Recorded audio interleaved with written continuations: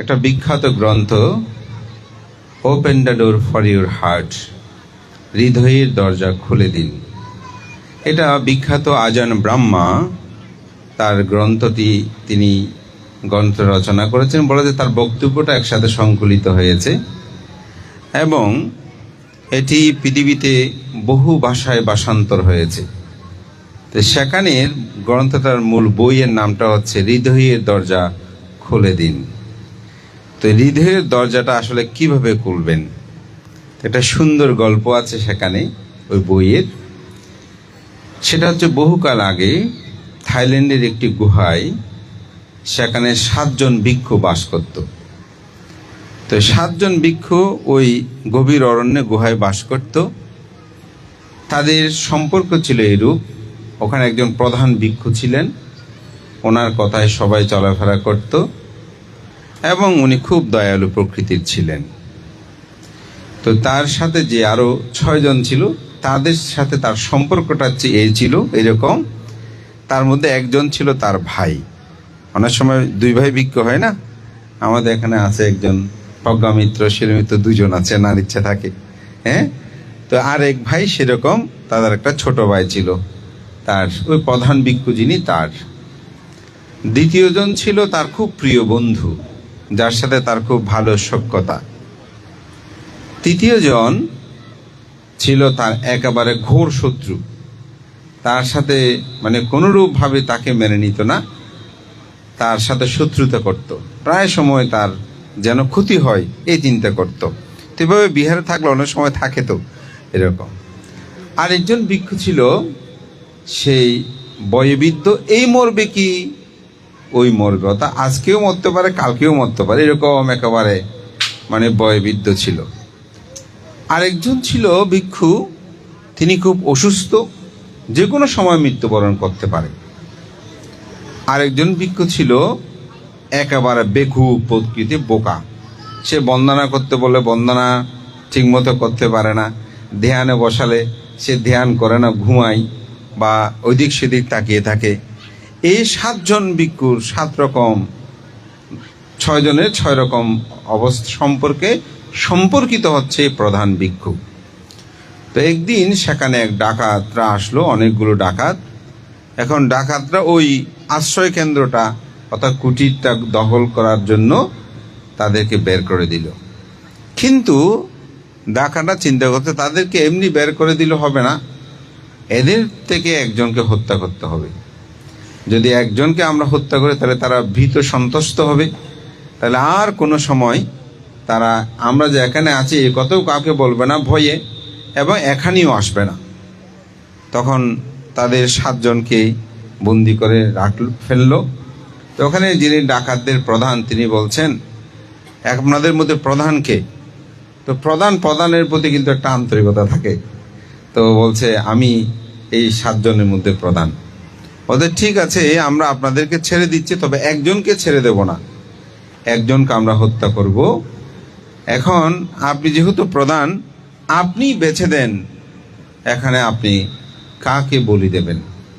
তো যাকে আপনি বলবেন তাকে আমরা হত্যা করব, বাকি 6 জন মুক্ত হয়ে যাবেন। তো ওনাকে সময় দিলে, আপনাকে চিন্তা করার জন্য সময় দিলাম। তো এই 7 জনের যিনি প্রধান তিনি চিন্তা করছেন যে প্রথম আমার পরে যিনি, সে তো আমার ভাই, আমার খুব প্রিয়। এরপরে যিনি আছেন সে তো আমার প্রিয় বন্ধু। এরপরে যিনি আছেন সে আমার সাথে প্রায় সময় শত্রুতা করলে করুক। এখন এরপরে যেটা আছে একেবারে বয়োবৃদ্ধ, আজকে মরে কাল মরে, অর্থাৎ জগতে অনেকগুলো অনেকে বলে না অমুক না মরে আমি মরে গেলে অনেক ভালো হতো, হ্যাঁ, বয়োবৃদ্ধের কারণে বলে। তো সে এই মরবে কি ওই মুহূর্তে মরবে এরকম। এখন আরেকজন আছেন সে অসুস্থ, এমনি মরে যাবে যে কোনো সময়। তো এখন তাকে কি দেব, কাকে দেব? আর একটা আছে একেবারে অথর্ব, কোনো কাজের না, কোনো সূত্র মুখস্থ করতে পারে না, বন্ধনও ঠিক মতো করতে পারে না, ধ্যানও ঠিক মতো করতে পারে না। এখন তাকে কি দেব কিনা। তো এখন যদি আপনাদেরকে প্রশ্ন করি কাকে আসলে এখানে বলি দেওয়া যায়, হয়তো এক একজন এক এক কথা বলে। উপসদ দিলে অবশ্যই আমি এরকম প্রশ্ন করি, অনেকে উত্তর দেয়। তো একবার আমার বিহারে দেশনা করতে গিয়ে বলছে, কেউ বলছে ভান্তে অসুস্থ লোকটাকে দিয়ে দেন, সে মুক্তি পাবে।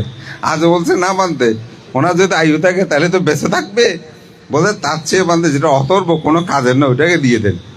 তা আরেকজন বলছে না বানতে, যেটা বুড়ো ওনার বয়স হয়ে গেছে এমনি মরবে, ওনাকে দিয়ে দেন। তা আসলে আমরা এক একজনে এক একজন চিন্তা করছে।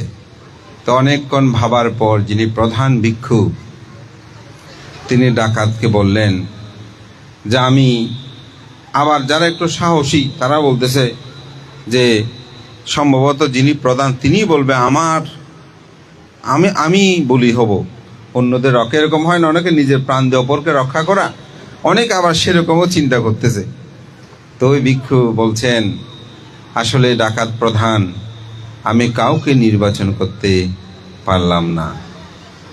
আমি মনে করি আমরা 7 জনেই পৃথিবীতে বেঁচে থাকতে চাই।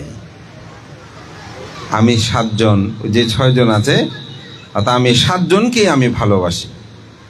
তা আপনাদেরকে যখন আমি এই কথাগুলো বলছিলাম, আপনারা অনেকেই হয়তো ভেবেছেন যিনি প্রধান তিনি হয়তো আত্মাহুতি দিতে পারেন, কিন্তু তিনি বলছে না, আমি সবাইকে ভালোবাসি,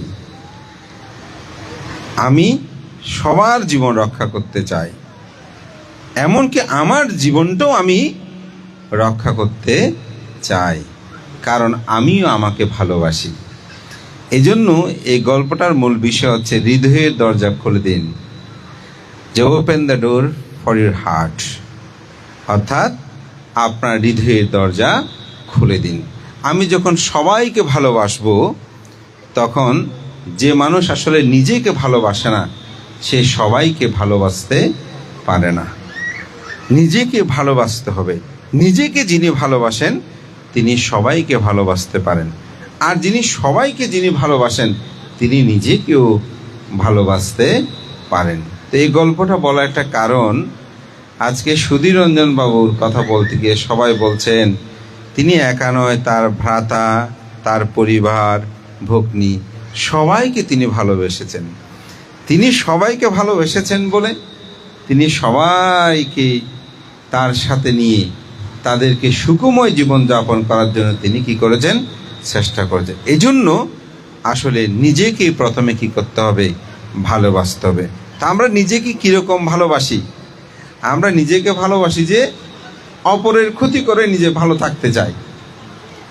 আমাদের ভালো থাকাটার লক্ষণ হচ্ছে কীরকম, যে অপর যেমন থাকবে থাকুক, আমি ভালো থাকি। যেমন আজকে ভাইয়ে ভাইয়ে, বোনে বোনে, আত্মীয় স্বজনে যে সাংঘাত ঝগড়া, এগুলো কেন হয়? হওয়ার মূল কারণ আমি আসলেই শুধু নিজেকে ভালোবাসতে চাই, অপরকে ভালোবাসতে চাই না। কিন্তু নিজেকে ভালোবাসাটাও ভালোবাসার মতন ভালোবাসতে সে পারে না। কেন? কারণ যে মানুষ আসলে প্রকৃতভাবে নিজেকে ভালোবাসে সে চিন্তা করে, আমি যেমন চিমটি কাটলে আমি ব্যথা পাই, আমি একটা প্রাণীকে হত্যা করলে ওই প্রাণীটাও ব্যথা পাবে। তাহলে নিজেকে যদি ভালোবাসতো সে অপরকে চিন্তা করতে পারত। আসলে সেই নিজেকেও ঠিকমতো ভালোবাসতে পারেনি।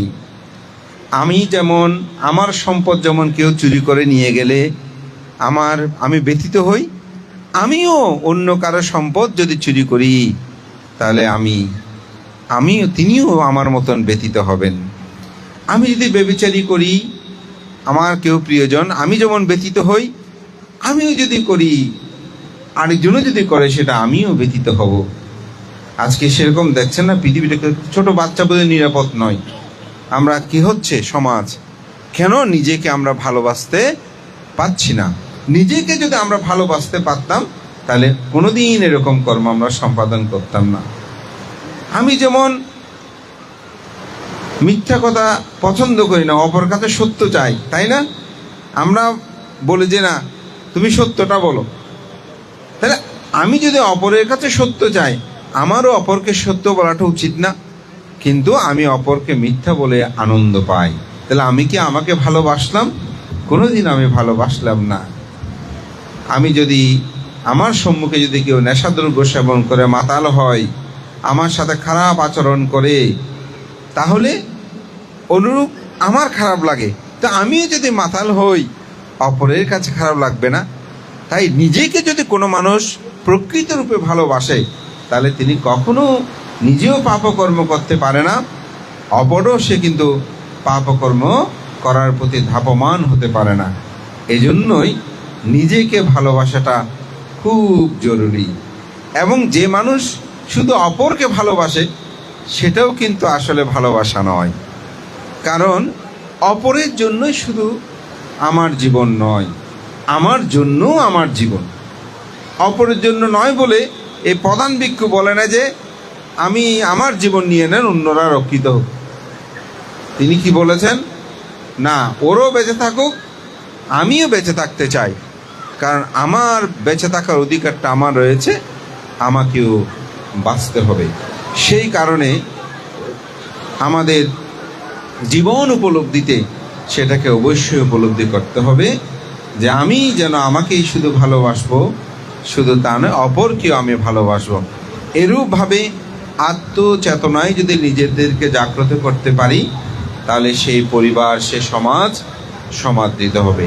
তা আমি মনে করি আজকে আমাদের শ্রদ্ধাবান উপাসক বাবু সুধীর রঞ্জন বড়ুয়া ডাক্তার, উনি খুব সৌভাগ্যবান যে সুদীর্ঘকাল এটা ডাক্তার পরিবেশে পরিচিত।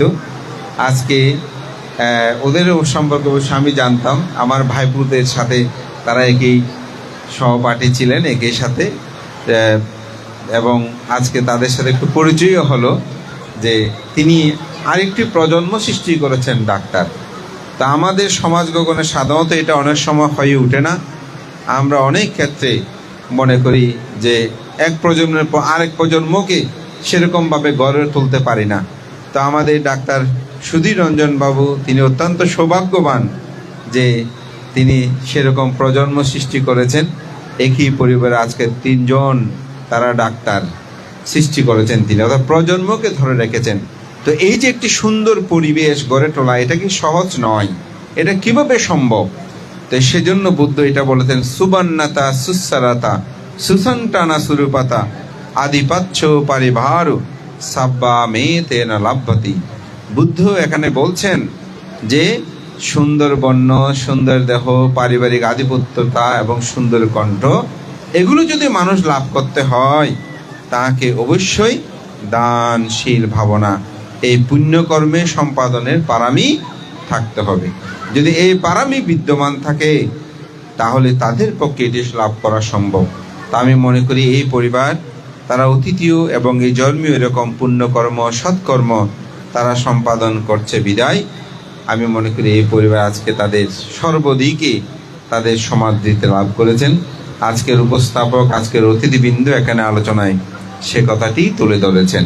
তা আমার আহ্বান থাকবে যেন আমরা সব সময় ভালো কাজ, সৎ কাজ, পুণ্যকর্মগুলো সম্পাদন করি এবং অপরকে ভালোবাসার সাথে সাথে নিজেকেও যেন ভালোবাসি এবং নিজেকে ভালোবাসার সাথে সাথে অপরকেও যেন ভালোবাসি। এজন্যই আমাদের গাথাগুলোর মধ্যে আছে, জাগ্রত হয়ে নিজে অপরে জাগাও, দান্ত হয়ে দমনীতি অপরে শিখাও। নিজেকে জাগ্রত হতে হবে।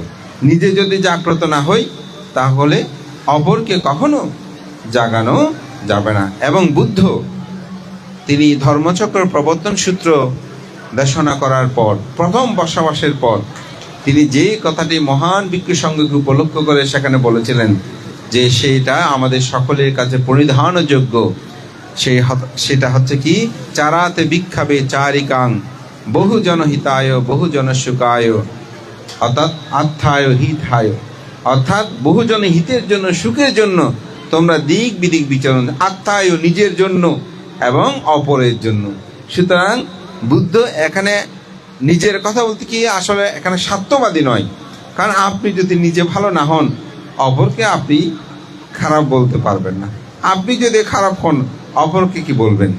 আপনি যদি দান না করেন, অপরকে শুধু দান করতে বললে হবে? আপনি যদি শীল পালন না করেন, অপরকে বললে হবে?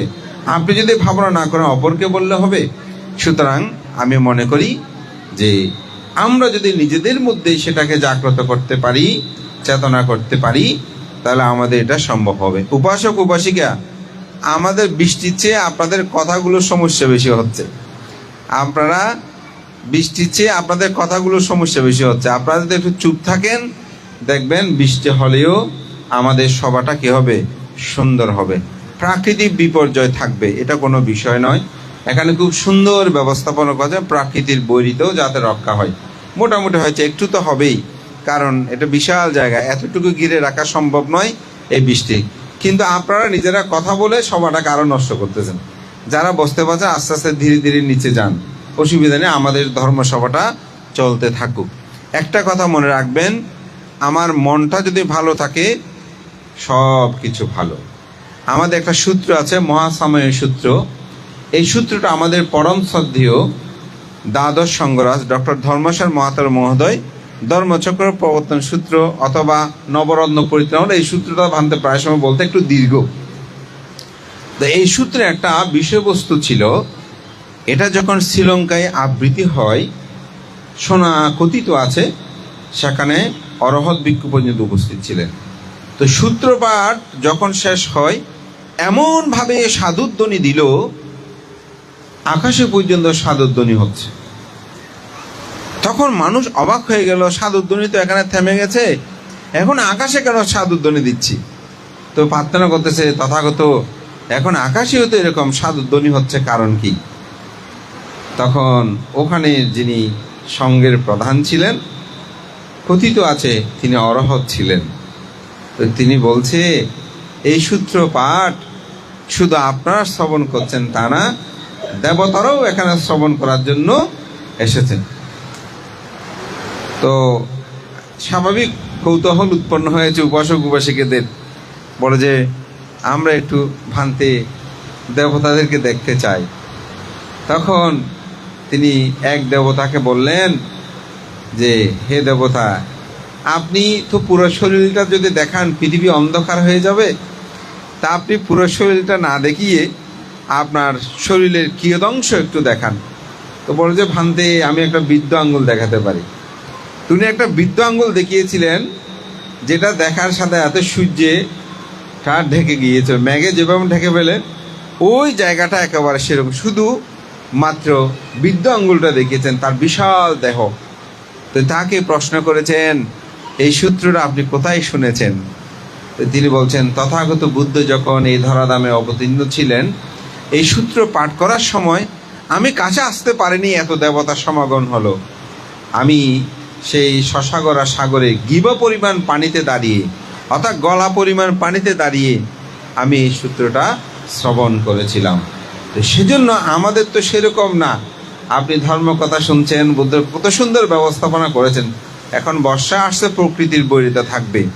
আমাদের পরম শ্রদ্ধেয় দশম সঙ্গরাজ জ্যোতিপাল মহাতর মহোদয় একটি খুব সুন্দর কথা আছে, তিনি, আমি অনেকবার সেটা বলেছি, সেটা তিনি শিলকুপ ধাতুচত্ব কেন্দ্রীয় ধাতুচত্ব বিহারে চৈত্যবিহারে ভান্তে এই কথাটা বলেছিলেন যে, সমগ্র আকাশ মেঘে ডেকে ফেলে বন্যায় প্লাবিত হয়ে সমগ্র পৃথিবী ভেসে যায়। মানুষ মনে করে সেদিনই দুর্দিন, কিন্তু আমি মনে করি আমার অন্তর জগতে যেদিন বুদ্ধ ধর্ম সঙ্গে নাম উচ্চারিত না হবে, সেদিনেই আমার জন্য দুর্দিন। তাহলে আজকে কি সুধীর রঞ্জন বাবুর জন্য দুর্দিন না? ভান্তে কেন? কারণ আপনার অন্তর জগতে, এখন উপাসক উপাসকদের অন্তর জগতে বারবার বুদ্ধ ধর্ম সঙ্গের নাম উচ্চারিত হয়েছে। এই উচ্চারিত হওয়া, এটাই হচ্ছে আপনাদের জন্য আজকে সুদিন, সুমুহূর্ত। বুদ্ধ এটা সুপূর্বর্ণ সূত্রের মধ্যেও বলেছেন, সুনাক্ষাত্তাং সুমঙ্গলাং সুপ্পবাত্তাং সুহিটিতাং সুকার্ণ চ মহত্ব চা সুইটিং ব্রহ্মচারীসু। যখন কোনো স্থানে কোনো জায়গায় ব্রহ্মচারীগণ অর্থাৎ ভিক্ষু সঙ্গের দর্শন হয়, অরহতের দর্শন হয়, বুদ্ধগণের দেখা হয়, বুদ্ধ আদিগণের দেখা হয়, তখন সুকণ সুমুহূর্ত সুন্দর সময় রচিত হয়। তাহলে আজকে কি সুন্দর সময় সুদিন রচিত হয়নি? অবশ্যই রচিত হয়েছে। আর প্রকৃতির বৈরিতা এটা থাকবে।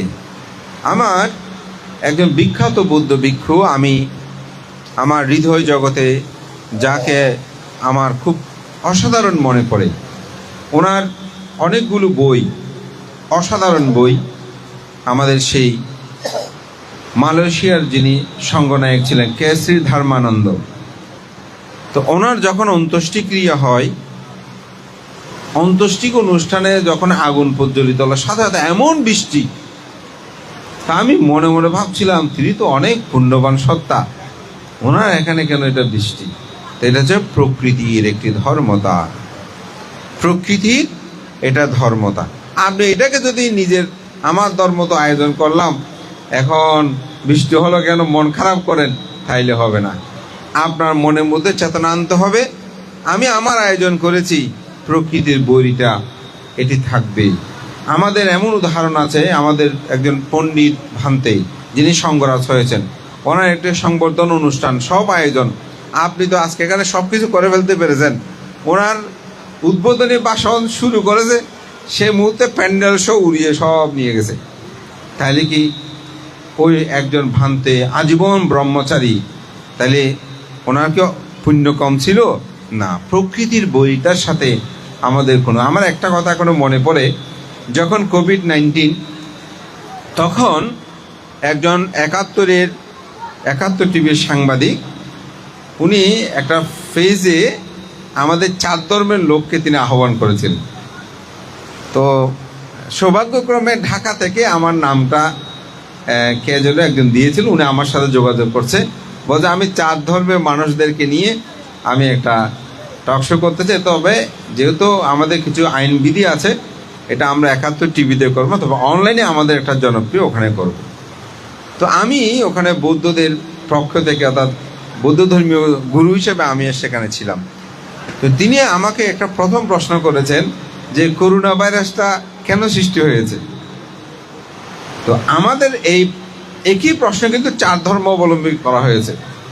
তো ইসলাম ধর্ম উনি বলছেন এটা আল্লাহ পরীক্ষা করছেন, তারপরে হিন্দু ধর্মে যে সে বলছে এটা ভগবান এটা পরীক্ষা করছে, ভগবান এটা দিয়েছে, ভগবান এটা নিয়ে যাবে। তারপরে যিনি খ্রিস্টান ধর্মের, উনি মোটামুটি ঈশ্বর বললেও উনি একটু টেকনিক্যালি বলছে, খুব মানে শিক্ষিত মানুষ আমার এখনো মনে হয়েছে।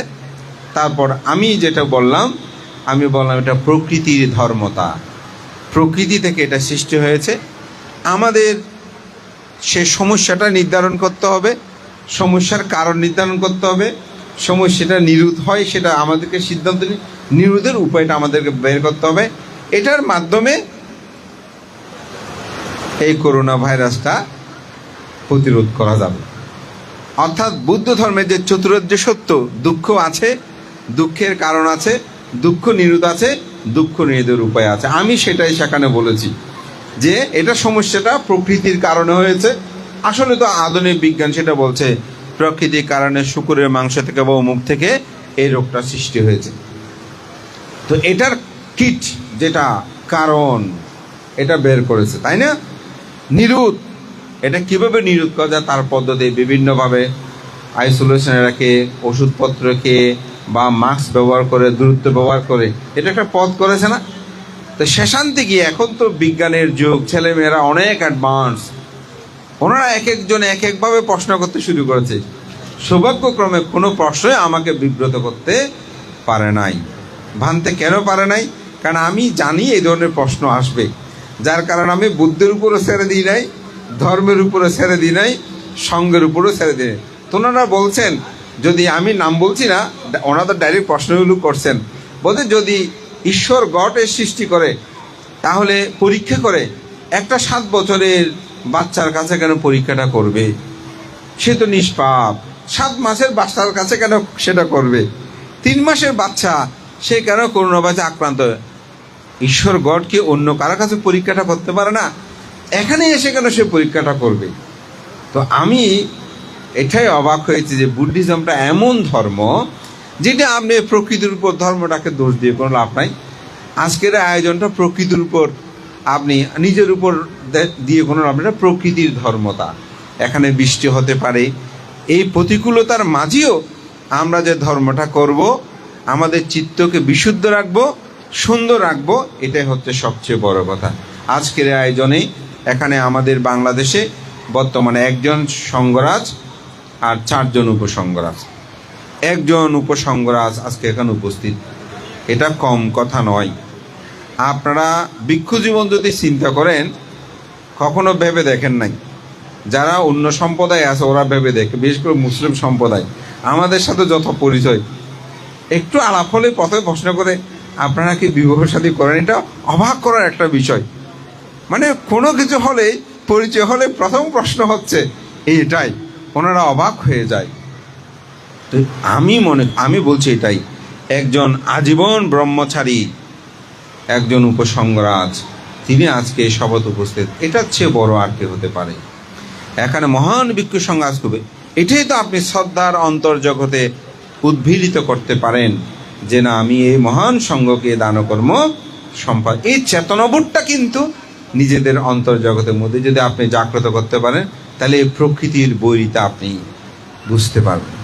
যেমন আমি আমেরিকাতে একটা ছেলে মাকে প্রশ্ন করছে, মা আমাকে বলতেছে, আচ্ছা এই যে বানর তথাগত বুদ্ধকে মধুদান করেছে, তো মধুদান করার পরে এই বানরটা যে লাফালাফি করতে করতে মৃত্যুবরণ করলো, মা এটা কেমন ঘটনা হলো?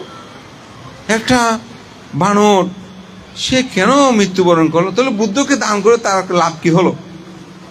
বুদ্ধকে দান করে তো সে বেঁচে থাকার কথা, কিন্তু এই বানরটা বেঁচে না থেকে লাফালাফি করে সেখান থেকে যে মরে গেল, এটা মা কি ভালো হলো? দেখেন মাকে। তো আমি যখন ওখানে গেছি, এটা আমেরিকার কথা বলছি, তো আমি ওই ছেলেটা সহ আছে, তো আমি বললাম যে বিষয়টা মানে আবার একটু আলোচনা করি। তা আমি বললাম, মানব জীবন শ্রেষ্ঠ নাকি বানর জীবন শ্রেষ্ঠ? তার চিন্তা ছিল একরকম, তো বলছে মানব জীবন শ্রেষ্ঠ। তাহলে বানর হয়তো কেউ থাকতে চায় না, তাই না? সেই তথাগত বুদ্ধকে পুণ্যকর্ম সম্পাদনের মাধ্যমে বানর জীবনের যে দুঃখ, সেটা তার মোচন হলো, মৃত্যুবরণ করলো। তো মৃত্যুর পর কোথায় গেছে বলেছে? স্বর্গের মধ্যে উৎপন্ন হয়েছে। তাইলে সে বুদ্ধকে দান করেছে বলেই বানর কুল কিভাবে মরেছে সেটা বাদ দেন, কিন্তু সে বানর কুল থেকে সে স্বর্গের মধ্যে গিয়ে সুখ উৎপন্ন হয়েছে।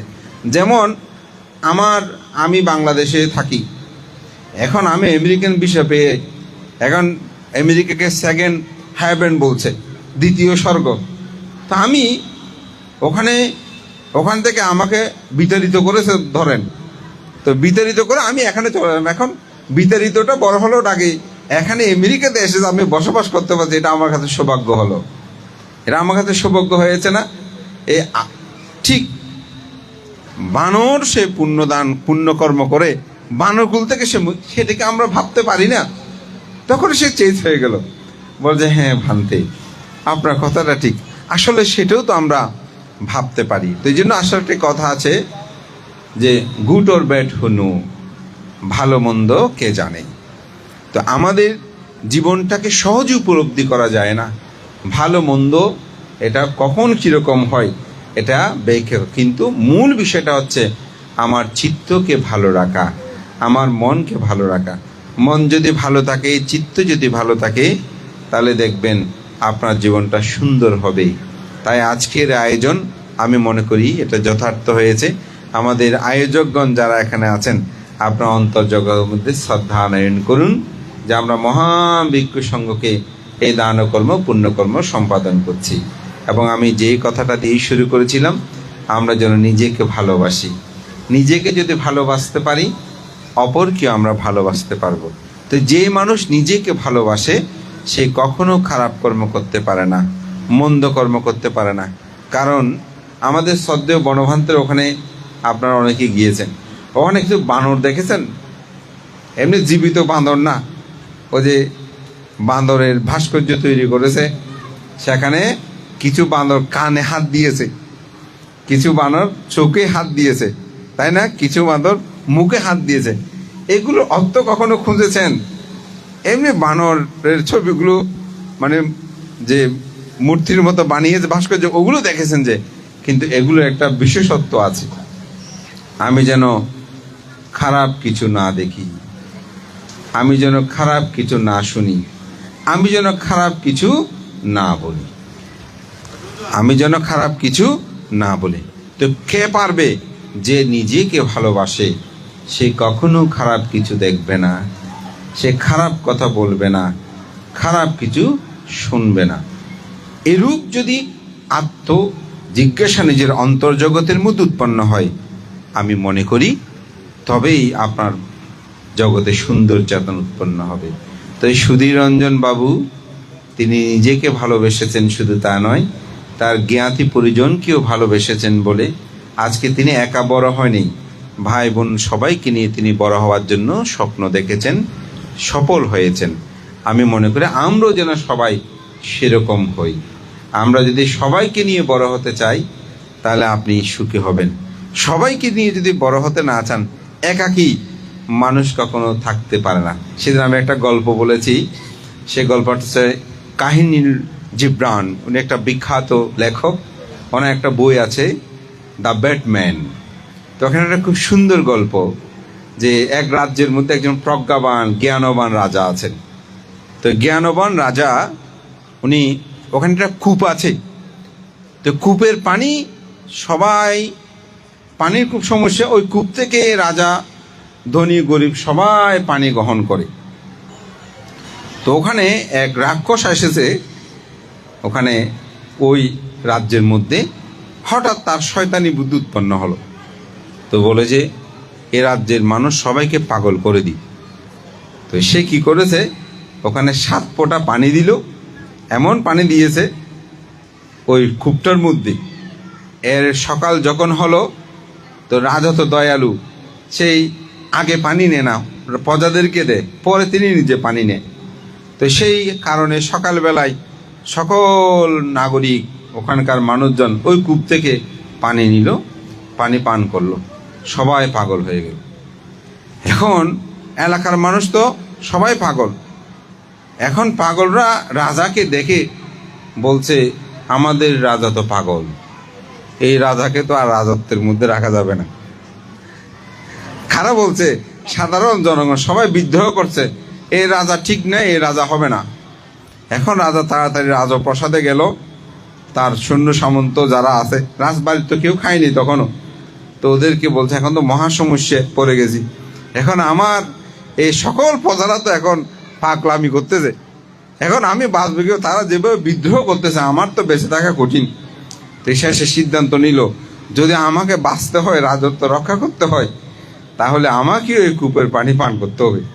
তো পাঠিয়ে কূপের পানি নিয়ে আসলো, নিয়ে এসে রাজা পান করলো, রাজ্যে যারা আছে সবাইকে কূপের পানি পান করালো। তো পান করার পর রাজা ওই প্রজাদের মতন পাগল হয়ে গেল, ওরা যেরকম সেরকম। রাজা যখন তাদের মতো আচরণ করতেছে, প্রজারা বোধ এখন ঠিক আছে, আমাদের রাজা এটা এখন এতক্ষণে ঠিক হয়েছে, এতদিন ঠিক ছিল না। তো এই কথাটা বলার কারণ, আপনি একা ভালো থাকতে পারবেন না আপনি যদি সবাইকে ভালো না করেন। আপনি একা ধনী হলে শান্তি পাবেন না যদি আপনার ভাই বোন আত্মীয় স্বজন পাড়াপড়শি ধনী না হয়। একজন ধনী হয়ে দেখেন, সবাই আপনাকে বিরক্ত করবে। একজন এসে বলবে, আমার ওইটা নাই, এটা নাই, সেটা নাই, অমুক না, আপনি ঘরে অশান্তিতে পড়বেন। আর সবাই যদি ধনী হয়, দেখবেন আপনাকে কেউ আর বিরক্ত করবে না। এই জন্য বুদ্ধ বলছে, দর্শনে বলছেন, যে নিজে দান করে অপরকেও যিনি দান করতে উৎসাহিত করে, তিনি জন্ম জন্মান্তরে নিজেও ধনসম্পদশালী হয়, অন্যেরও ধনসম্পদশালী হয়। নিজে শীলবান হয়, অপরকেও শীলবান হতে উৎসাহিত করে, সেই জন্ম জন্মান্তরে নিজেও শীলবান হয়, তার আত্মীয় স্বজনও শীলবান হয়। যেমন অনেক মানুষ আছে বলে, মানতে আমি ধার্মিক, কিন্তু আপনার উপাসক ধার্মিক নয়। সমস্যা আছে না? অশান্তি পরিবারে। অনেকে বলতে, ভান্তে আমি ধার্মিক হলে কি হবে, আপনার উপশিকা মানতে ধার্মিক না। সেই ভিক্ষু সঙ্গতে দান করতে বললে মাথা খারাপ করে, উৎপাত করে, তাহলে অশান্তি। দেখেন, সেজন্য নিজেও শীলবান হতে হবে, অপরকেও শীলবান হতে হবে। যে ব্যক্তি নিজে দান করে কিন্তু অপরকেও দান করতে উৎসাহিত করে না, জন্ম জন্মান্তরে সেই ব্যক্তি নিজে ধনী হয় কিন্তু আত্মীয় স্বজন সবাই দরিদ্র। এরকম অনেক আছে না? যেমন আমাদের দেশে একজন খুব শিল্পপতি ব্যক্তি, উনি অনেক সম্পদের মালিক। উনি একদিন দুঃখ করে বলছিল একজন ভান্তেকে, ভান্তে আমার বড় দুঃখ, আমি ধনী কিন্তু আমার জ্ঞাতি স্বজন সবাই গরিব, এই ওদের যন্ত্রণায় বান্তা আমি শান্তি নেই। এই জন্য নিজেও দান করবেন, অপরকেও দান করতে কি করবেন, উৎসাহিত করবেন। আবার পৃথিবীতে কিছু মানুষের নিজে দান করে না, অপরকে দান করতে উৎসাহিত করে। এরকম কিছু নিজে করবে না, তুমি করো তুমি করো। কি হয়, জন্ম জন্মান্তরে সে নিজে দরিদ্র হয়, কিন্তু তার আত্মীয় স্বজন সবাই ধনী হয়। অনেক সময় দেখবেন অনেকে বান্দা আমি গরিব হলে কি হবে, আমার জ্ঞাতি স্বজন সবাই কিন্তু ধনী। ওই ক্ষেত্রেও সমস্যা, ওই ধনীদের ঘরে যেতে লজ্জা লাগে। তারা পোশাক আশাকে গাড়ি ঘোড়া এক ধরনের, আমাকে দরিদ্র নিয়ে নিয়ে থাকতে হয়। তাহলে সেখানেও কি সুখ নাই? আবার কিছু কিছু মানুষ আছে নিজেও দান করে না, অপরেও দান করতে অনুৎসাহিত করে, বাঁধা দেয়, এত দেওয়ার দরকার কি? দেখবেন হয়তো সুধীর রঞ্জনবাবু দান করে, যদি ওই রকম করে মানুষ তার পরামর্শ ওরা কেন দরদান বান্ধব বোধ কিছু আছে সময় দাও, হ্যাঁ এরকম আছে। তো আমরা দেখি যে মানুষটা উদার, কিন্তু অহেতুক তিনি বাঁধা প্রদান করে অপরকে দানে বাঁধা, নিজেও তো দান করছে না, অপরকেও দান করতে বাঁধা। সমাজের জন্য অনেক মানুষ আছে, তিনি বুঝে না আমিও নিজেও দান করছি না, অপরকে আমি দান করতে অনুৎসাহিত করছি, তাতে সে ব্যক্তি যে নিজেও দরিদ্র হয়, আত্মীয় স্বজন দরিদ্র। অনেকে ভানতে আমি তো দরিদ্র, কিন্তু আমার জ্ঞাতি স্বজনও নাই যে একটু ধনী, কাউকে বলবো দুঃখের কথা, কার কাছে সাহায্য চাইতে যাব? এই জন্য চিন্তা করবেন, নিজেও দান করবেন, অপরকেও দান করতে উৎসাহিত। তাই নিজে বড় হওয়া নয়, অপরকেও বড় করা। আপনাকে চিনতে হলে আপনার মতো মানুষ সৃষ্টি করতে হবে। এখানে যে ডাক্তার হয়েছে, ডাক্তারকে আমরা চিনবো না, এমনি ডাক্তারি পড়া অনেক কঠিন কঠিন বলতেছি, ডাক্তারকে ডাক্তারে ভালো করে চিনবে যে এটা কেমন। আপনারা ভিক্ষু চিনবেন না, ভিক্ষু যেখানে যারা আছে ওরাই বুঝবে ভিক্ষু জীবনটা কেমন। আপনারা সেটা বুঝবে, 7 দিন হন যে তখন কেমন কেমন করেন বুঝেন, শুধু দিন করেন, কিন্তু 7 দিনের তো এগুলো মনে নাই। কিন্তু পার্মানেন্ট যদি কিছুদিন থাকেন তখন বুঝবেন যে আসলে ভিক্ষু জীবনটা কেমন, এখানে সুখও কতটুকু, দুঃখও কত। এমনি সমালোচনা করতে পারি এই সেই, কিন্তু ভিক্ষু জীবন বলেন এটা কেমন। তো সে কারণে আমি মনে করি নিজেকে যদি আমি ভালোবাসি, নিজেকেই যেন আমি উপলব্ধি করি। শুধু অপরের জন্য আমার জীবন নয়, অপরের জন্য আমার শুধু ভালোবাসা নয়, আমার নিজের জন্য আমার নিজের ভালোবাসা। তাই নিজেকে রক্ষা করতে হয়, নিজেকে ভালোবাসতে হয়। এই ভালোবাসাটা হচ্ছে মৈত্রী, করুণা, মুদিতা, উপেক্ষা। তাই আমি মনে করি আজকে সুধীররঞ্জন বাবু এই সুন্দর আয়োজন নিজেকে ভালোবেসেছেন বলে, কারণ ইহাই শুধু জন্ম নয়, এরপরেও তো জীবন আছে। সেই জীবনের জন্য কিছু নিয়ে যেতে হবে, সে নিয়ে যাওয়ার জন্য এই দানকর্ম, পুণ্যকর্ম, সৎকর্ম। আজকের এই সুন্দর আয়োজনে আমি সাধুবাদ জানাই আমাদের সুধীররঞ্জন বাবু, সুকুমার বড়ুয়া, সমরঞ্জন, তাদের পরিবার, তাদের যে আগামী প্রজন্ম, তারা সবাই সম্মিলিত হয়ে তাদের পিতারা মাতারা যেমন এই শিক্ষা গ্রহণ করে এখনো চলমান, আমি মনে করি আগামী প্রজন্ম তারাও যেন এই শিক্ষা গ্রহণ করে যে আমার বাবারা এরকম, আমরাও যেন ভাই বোন সবাই আমরা মিলে থাকি, সম্মিলিত থাকি। এটাই যেন আমাদের সকলের প্রত্যয় হোক। তবেই ভালোবাসতে পারলে আমরা যেটা বলি জগতের সকল প্রাণী সুখী হোক, এটা যথার্থ হবে। মহান সংঘকে বন্দনা জানাই, সুধীররঞ্জন বাবুর পরিবারে কৃতজ্ঞতা জানাই আমার প্রাপ্তিতে, এবং সম্পাদক মহোদয় যেভাবে শ্রদ্ধার্ঘ্য নিবেদন করেছেন, বীরবিলাসীর প্রতিও কৃতজ্ঞতা জানাচ্ছি। এই গ্রামের সাথে আমার সুদীর্ঘ সময়ের একটি সুসম্পর্ক বিদ্যমান, এবং এখানে অনেক ব্যক্তি আছেন যাদের সাথে আমার পরিচয় হয়েছে। তা আপনাদের বিহারের নান্দনিকতা এসেছে, এবং আপনারা হয়তো ইতিমধ্যে আসলে ভিক্ষু, আমরা চাচ্ছিটা ভালো ভিক্ষুর কথা বারবার ভেবেছি বিবিধ কারণে। যাই হোক, এটা আর সমস্যা হবে না, সমাধান হয়ে যাবে। আমি মনে করি একতা ঐক্যতা রাখবেন, একে অপরের প্রতি আন্তরিকতা রাখবেন, গ্রামকে ভালোবাসবেন এবং গ্রামের ঐতিহ্যকে রক্ষা করার জন্য চেষ্টা করবেন। এই প্রত্যয় ব্যর্থ করি মহান সংঘকে বন্দনা জানিয়ে আপনাদের সকলে শীল সমাধি প্রজ্ঞার জীবন অনুসারে আপনাদের জীবনকে সার্থক করুন, এই প্রত্যয় ব্যর্থ করে মহান সংঘ আমাকে এককভাবে ধর্মদান করার সুযোগ দেওয়ার জন্য সংঘের প্রতি বিনম্র চিত্তে শ্রদ্ধার্ঘ্য বন্দনা নিবেদন করে আমার নাতি দীর্ঘ ধর্মকথা এখানে শেষ করছি। জগতের সকল প্রাণী সুখী হোক।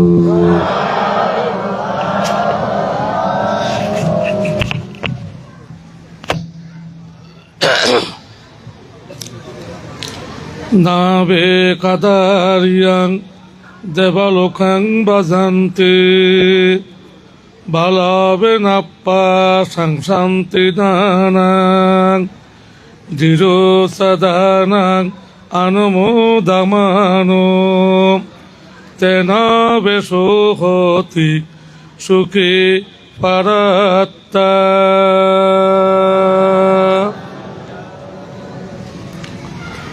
আমাদের সাতকানিয়া লোহাগাড়ারই একজন সকলের পরিচিত মুখ ডাক্তার সুধীরঞ্জন বড়ুয়া, তার ভ্রাতা, তার পরিবার পরিজন সকলের সুন্দর ব্যবস্থাপনায় গতকল্য সন্ধ্যায় মহান সঙ্গের উপস্থিতির মাধ্যমে দেশবাসী আত্মীয়বর্গ সকলের সুন্দর ব্যবস্থাপনায় মহান নবরত্ন পরিত্রাণ পাঠ করা হয়েছে। আজকে সুধীর বড়ুয়ার ঠাকুরদা, ঠাকুরমা, বর্মতুল্য পিতা, অপরাপর জ্ঞাতিবর্গ যারা হালগত হয়েছে তাদের পারলৌকিক শান্তি সুখ কামনায় তার গর্ভধারণী মমতাময়ী মা অশীতিপর বৃদ্ধা তিনি আমাদের সামনে উপবিষ্ট রয়েছে। তার সুস্থ আরোগ্য জীবন কামনায় এবং এই পরিবারের ছেলে সন্তান যারা দেশে বিদেশে বিভিন্ন শিক্ষা জীবনে, কর্মজীবনে, চাকরি জীবনে রয়েছে সকলের সার্বিক উন্নতি, শ্রীবৃদ্ধি, সুখ শান্তি কামনায় আজকে মহান অষ্টৈক্য সংগঠনের আয়োজন। এখানেও বিভিন্ন অনুষ্ঠানের পরমারাধ্য সভাপতি মাননীয় উপসংগরাজ, আমাদের সকলের পরম আশীর্বাদক একজন মৈত্রীর প্রদীপ, আমার পরম শ্রদ্ধাভাজন বড়বান্ত মহোদয়, বিশেষ অতিথি এই পরিবারেরও এই গ্রামেরও একজন পরম কল্যাণকামী প্রিয়ভাজন অনমদর্শী মহাস্তবীর, যিনি এতক্ষণ অত্যন্ত সুন্দর সারগর্ভ দেশনা করে সকলের চিত্তকে ধর্মের দিকে জাগ্রত করেছে। আন্তর্জাতিক খ্যাতিসম্পন্ন একজন বিশ্ববরেণ্য আমাদের সাতকানিয়া লোহাগাড়ারই একজন গর্বিত আলোকিত সুসন্তান, বাংলাদেশ সংঘরাজ ভিক্ষু মহাসভার যিনি অত্যন্ত সম্মানের সহিত দ্বিতীয়বারের মতো নির্বাচিত হয়েছে, বহু প্রতিভার অধিকারী, বহু গ্রন্থ প্রণেতা, বহু প্রতিষ্ঠানের প্রতিষ্ঠাতা, বাংলাদেশ সংঘরাজ ভিক্ষু মহাসভার মান্যবর মহাসচিব প্রিয়ভাজন এস লোকজিৎ মহাতেরো, বিশেষ অতিথি সুমঙ্গল মহাতেরো, আনন্দপ্রিয় তেরো, সাতকানিয়া লোহাগাড়া ভিক্ষু সমিতির সাধারণ সম্পাদক, যিনি উদ্বোধক সঞ্চালক, এই পরিবারের এই গ্রামের ঐতিহ্য কৃষ্টি সভ্যতা নিয়ে অত্যন্ত সারগর্ভ মূল্যবান উদ্বোধনী ভাষণ প্রদান করেছেন প্রিয়ভাজন ধর্মতিলক অস্তবীর সহ শাসন সদ্ধর্মের দ্বারক বাহক ফুত পবিত্র গুণোত্তম ভিক্ষু সংঘ, আমাদের বিভিন্ন সংগঠনের এই গ্রামের বিভিন্ন গ্রাম থেকে আগত সুধীবৃন্দ, নেতৃবৃন্দ, সদ্জনপ্রাণ উপাসক উপাসিকা সকলের প্রতি আমার যথাযোগ্য শ্রদ্ধা, বন্দনা, আন্তরিক শুভেচ্ছা, আশীর্বাদ, পুণ্যদান করছি। সময় আর বেশি নেই, আর বেশি বলার প্রয়োজনও নেই। আপনারা গতকাল থেকে অনেক ধর্ম সম্পর্কে জেনেছেন এবং সমাজ বিভিন্ন বিষয় নিয়ে ভিক্ষু সংঘরা, সুধীবৃন্দরা সুন্দর আলোচনা করেছে। তো আজকে প্রধান ধর্মদেশক বিভিন্ন বিষয় নিয়ে আলোচনা করেছেন, সকলে শ্রদ্ধাচিত্তে একা মনে একাচিত্তে শ্রবণ করেছেন। আমি আর বিশেষ কিছু বলে সময় বিলম্ব করব না। আমি প্রথমে যেটি ভাষণ করেছি, না বে খাদারিয়াং দেবলোকাং বাজান্তি, কৃপণ ব্যক্তিরা কোনোদিন দেবলোকে যেতে পারে না। ভালো হবে নাপ্পা সাংশান্তি দানাং, ভালো বা মূর্খ ব্যক্তিরা কোনোদিন দানের প্রশংসা করে না। ডিরু সাদানাং অনুমোদমানু, যারা পণ্ডিত ব্যক্তি, দৃঢ় গম্ভীর ব্যক্তি, তারা নিজে পুণ্যকর্ম করতে না পারলেও অপরের পুণ্য অনুষ্ঠানে গিয়ে খায়িকভাবে সার্বিক সহযোগিতা করে। শ্রদ্ধাচিত্তে যদি সাধুবাদ দিয়ে অনুমোদন করেন, তেন বেশু হতি সুখী পারাত্মা, তাদের সেই অনুমোদনের ফলে ইহকাল পরকাল উভয়কাল অত্যন্ত সুখী এবং সমৃদ্ধিশালী হয়। তো বিশেষ করে আজকে ডাক্তার সুধীর বড়ুয়া, তার ভ্রাতাগণ, তার পরিবার পরিজন গতকাল থেকে আজ পর্যন্ত বিভিন্ন প্রকারের দান ধর্ম পুণ্য অনুষ্ঠানের আয়োজন করেছে। সমস্ত এই পুণ্যের ফল তারা লাভ করবে, তা নহে আপনারা যারা গত কল্য থেকে এসে সার্বিক সহযোগিতা করে এবং এখানে বসে শ্রদ্ধা চিত্তে ধর্ম শ্রবণ করে সাধুবাদ দিয়ে অনুমোদন করতে যাচ্ছেন, যদি আপনাদের চিন্তা চেতনা মনটা যদি ধর্মের প্রতি গভীর শ্রদ্ধা আনয়ন করতে পারেন, ভিক্ষু সংঘের প্রতি ভক্তি আনয়ন করতে পারেন, তাহলে আপনারাও দাতার মতো সমান পুণ্যের অংশীদার হবেন, সমান পুণ্যের ভাগিদার হবেন। তা আমি আর বিশেষ কিছু বলছি না। আমাদের ডাক্তার সুধীরবাবু সম্পর্কে সকলে জানেন, উনি একজন আমাদের সাতকানিয়া লোহাগাড়ার একজন পরিচিত মুখ, এবং তিনি এই গ্রামের অবদান আমাদের সাতকানিয়া লোহাগাড়ার বিভিন্ন অনুষ্ঠানে আমাদের ঐক্য পরিষদের বিভিন্ন সভা সমিতিতে তিনি প্রায় সময় গ্রামবাসীর সাথে গিয়ে প্রথম শ্রেণীতে তিনি বসেন। তো তার অনেক অবদান, আজকে তার ছেলে সন্তান, তার পরিবার পরিজন যে দেশে বিদেশে লেখাপড়া শিখে বিভিন্নভাবে প্রতিষ্ঠিত হয়েছে, আমরা বাস্তবিকই অত্যন্ত আনন্দিত, অত্যন্ত গর্বিত। এই পরিবারের ছেলে সন্তানের আরও উত্তরোত্তর শ্রীবৃদ্ধি সুখ শান্তি কামনা করছি এবং যারা আয়োজক তাদেরকে পুণ্যদান করছি। সুধীরবাবুর মমতাময়ী গর্ভধারিণী মাতার নিরোগ সুস্বাস্থ্য জীবন কামনা করছি। পরিশেষে যাদের উদ্দেশ্যে এই মহান দান অনুষ্ঠানের আয়োজন, তারা এই পুণ্য লাভ করে পরপারে সুখে শান্তি অবস্থান করুক। আপনারা যারা এখানে এসেছেন, আপনারাও যাতে পুণ্যের অংশীদার হন, এই পুণ্যের ভাগিদার হন। আমার পরম শ্রদ্ধেয় ভিক্ষু সংঘের প্রতি বন্দনা। আপনাদের সকলের জয়মঙ্গল কামনা করে আমার সংক্ষিপ্ত আশীর্বাণী পুণ্যদান এখানে উপসংহার করলাম।